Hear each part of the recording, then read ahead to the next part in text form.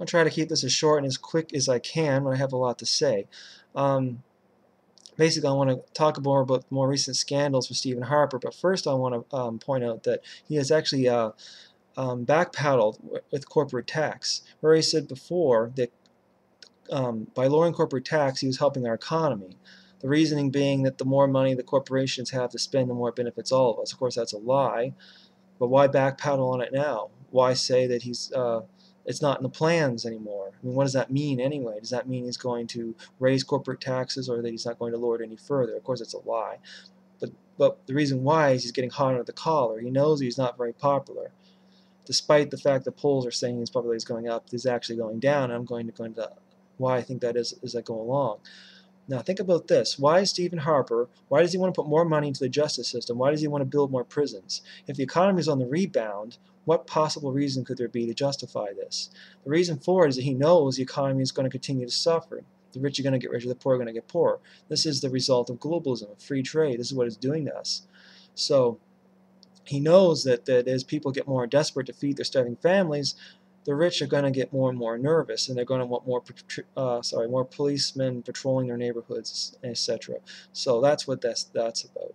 The RCMP recently have come out and said it's not their job to restrict rally access. I'm glad they're actually saying this, because it's not the RCMP's job to be Harper's goons.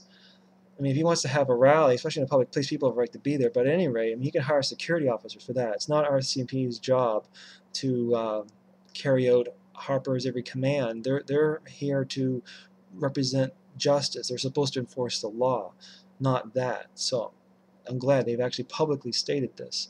And there's the issue with Helena Guergis, Georgis, I think it's pronounced. Georgis was fired, and she's been trying to find out from Stephen Harper why she was fired, and he has refused to tell her why. But finally, she's received a letter, which explains why she was fired, and it accuses her of partying with prostitutes and specifically snorting cocaine off the breast of one prostitute. Now, she was outraged by this. She says that these accusations are unfounded. She's seeing a lawyer to pursue. This has outraged a lot of women, apparently, who feel that Harper kicked her out just because she was a woman. Now, I don't know if that's the case. I think that perhaps she just had an individualistic passion or a spirit that he couldn't break and mold into what he wanted her to be, because after all, he has control of everyone. And by the way, his party's getting really pissed off about this. They are now even speaking out publicly, disagreeing with him on things. So I really think that, based on different things that I've heard, that if he does not get back, and I don't see he has a chance in hell of getting back in, without election fraud, and I don't see how that could work very easily. I don't think elections can. They stood up firmly against him twice. I don't see him getting away with that very easily. Basically, I don't think there's a prayer in hell of getting back in.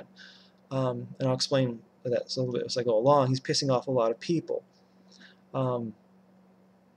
Besides that, there's also the Bruce Carson thing, and just briefly, for those of you who don't know who he was one of Harper's criminal buddies, and they claim that they didn't know he was a criminal when they brought him into the party, even though Carson's own lawyer has said publicly that they knew about his criminal past when they hired him. So that's more bullcrap. At any rate, apparently Carson attended a party at 24 Sussex Drive, which is the home of Prime Minister Stephen Harper and his wife, and he attended a party of theirs and bringing with him a girlfriend who had been a money launderer and a prostitution aider and abetter. Oh, there you go. More of Harper's talking when he really shouldn't talk. He's also pissed off minorities recently. He approached an Arab community in Toronto, asking them if they wouldn't mind dressing up in ethnic costumes for a photo op. They were very offended by this, and this reached mainstream media, so now he's pissed off minorities, as well as women. If you put any stock into these ridiculous polls, according to these polls, he has a lot of his support base is actually women. So by pissing off a lot of women, he's further really hurting himself. But he's been pissing off everybody, really. And there's more issues with the criminal element of his party, which I don't really go into because I try to focus. There's just so much. I can hardly keep up with all the stuff. Every day it's either another I mean, really, it's either another scandal or more evidence of an existing scandal, or more important information. So I can hardly keep up with this. There was a manipulated G8 fund issue, the Auditor General and stuff. I have those in the underbar if you want to research more about the criminal element of his party. But to me, all that really matters is if you look at the facts about Harper and his group stealing Canadian tax dollars to fund his campaign and stuff. Interesting, though, a member of the Conservative Party has just been accused recently of trying to steal a ballot box in Ontario. The Conservatives have been accusing this early election ballot of not counting the votes correctly. Elections Canada has found that actually they did, in their opinion, count those votes correctly. But nevertheless, apparently, they're saying that a member of the Conservative Party attempted to steal the ballot box and run away with it. I mean, think about this. I mean, does this sound like Canada to you, or a third world country? Or is this the 1930s here, during the Prohibition years? I mean, this is a bit weird, some of the things that are going on here. I want to finish this by saying that the election debate, there was a poll just after the election debate, I believe the National Post put this up. And they're claiming on this poll that Stephen Harper's popularity actually went up after the election debate. And in another article of theirs, they're saying that this person believes that Stephen Harper won the debate. He was the strongest, member, strongest candidate, did the best. What a joke. He couldn't answer any of the relevant questions. And you know what? And that's a flat-out lie, because I know for a fact that people were spooked out. They found that weird, that Stephen Harper would turn away from the other candidates participating in the debate to turn to the camera and to address the Canadian public like a door-to-door salesman. That might not have looked so bad if it wasn't for the fact you got different cameras showing it from different angles. And so the public could actually see him turning away from the other three, and then while kind of waiting and twiddling their thumbs while he's speaking to one of the cameras. It looked kind of creepy, and that was the word actually I've heard, is creepy. So that does not help his image, no matter how you look at that. Whether you look at the issues and the fact that you could not justify any of these scandals, or the fact that it makes him look creepy to ignore the other members of the debate and to keep trying to sell the Canadian public on his bullcrap. I mean, it doesn't matter how you look at it. There's no way. He did not win that debate. His popularity has gone down since. He knows it. That's why Harper's sweating under the collar. That's why members of his own party are starting to speak out against him. They know the end is near. They know they're done. It's my opinion. For what it's worth, my opinion, there's no way he's going to get back in.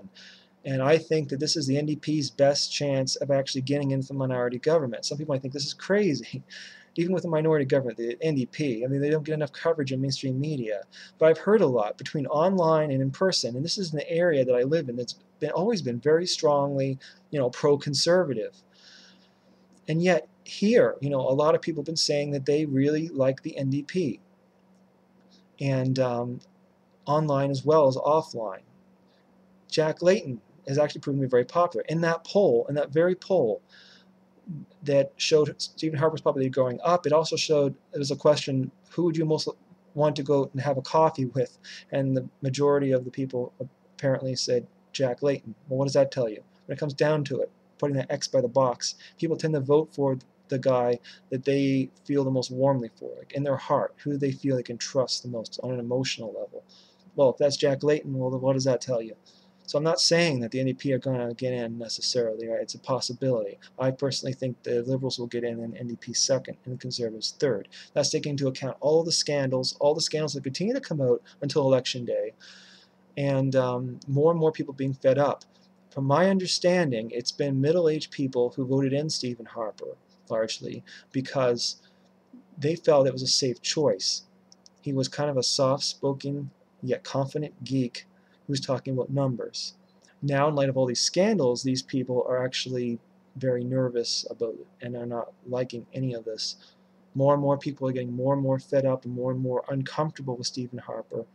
And like I say, a lot of case is really pissed off at him. Also, what helped him the last time was a lot of people didn't go out and vote. That really helped him, because conservatives are going to go out and vote anyway. They don't understand that the reformists took over their party. They're not really voting for the Tories anymore. They don't get that. I try to explain this to somebody, but they don't. A lot of people don't get this. They don't know that. But so they'll go out and vote for the conservatives, because my father voted conservative, and his father voted conservative, and his father voted conservative. So it's a family thing, especially in the country. They all have to go out and vote conservative. There's certain families know they have to. So I mean, conservative voters are going to vote no matter what. What changes it is that when the younger people, the college students go out and vote, and now this is happening thanks to people such as comedian Rick Mercer, and speaking out, encouraging people to go out and vote, pointing out the fact that in some countries people fight and die for the right to vote, and here we have that right. There's an encouragement, there's a movement now happening across Canada to encourage young people to go out and vote. So I think there's going to be a lot of people voting this time, and they're not going to be voting for Stephen Harper. And the mainstream media, they're not going to know what to say, because they're reporting on these poll results of Stephen Harper's popularity going up. In my opinion, the elections it's going to be, I don't want to say a landslide in one way or the other, but I'm saying that between the NDP and the Liberals, it's going to look really bad, that the Conservatives are going to get so few votes. The mainstream media won't know how to justify this, so they'll just pin it on the latest scandal. They'll say that's what did it. If it's a small scandal, they'll say, well, that was the straw that broke the camel's back. Because they're not going to be able to turn around and say that, oh, I guess all those polls were lies. They're going to, so to save face, I mean, they're just going to have to pin it on the latest scandal and say, that must have been what did it. They're going to act like, well, it's shocking. Who knew? And then, honestly, they might not actually realize. But when you look at it, all the people are getting pissed off, all the more scandals that are coming up by basic common sense, by everything I've heard online and offline, there's every reason for me to believe, in my opinion, for what it's worth, that Stephen Harper is not going to get in this time. I think it's down between the Liberals and the NDP, in my opinion. You don't have to agree with me, it's just my opinion, but that's what I see.